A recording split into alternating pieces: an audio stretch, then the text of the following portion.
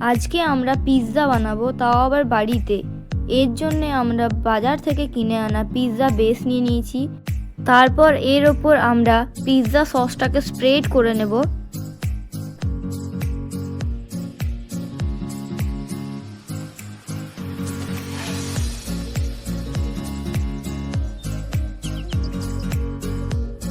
তারপর এর ওপর দিয়ে দেবো রোস্টেড গার্লিক।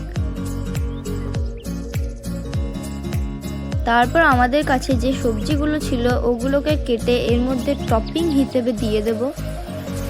আমরা এখানে টমেটো, পেঁয়াজ আর ক্যাপসিকাম ব্যবহার করেছি। আপনারা চাইলে এর মধ্যে আরও কিছু অ্যাড করতে পারেন। তারপর এর মধ্যে আমরা মোজারেলা চিজ ভালোভাবে দিয়ে দেব।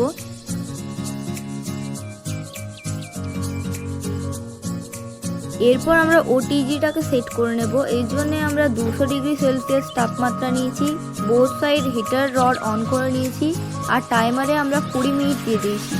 তারপর এই পিৎজাটাকে আমরা এই ওটিজির মধ্যে ভরে দেব আর পিৎজাটাকে আমরা মিডিল চেম্বারে রাখবো।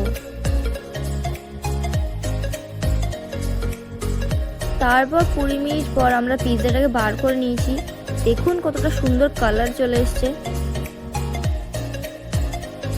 এরপর আমরা পিৎজাটার উপর একটু অরিগানো ছড়িয়ে দিয়ে পিৎজাটাকে কেটে নেব।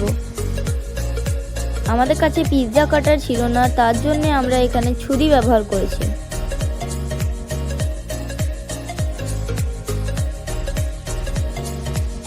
দেখুন আমাদের পিৎজাটা কতটা সুন্দর হয়েছে।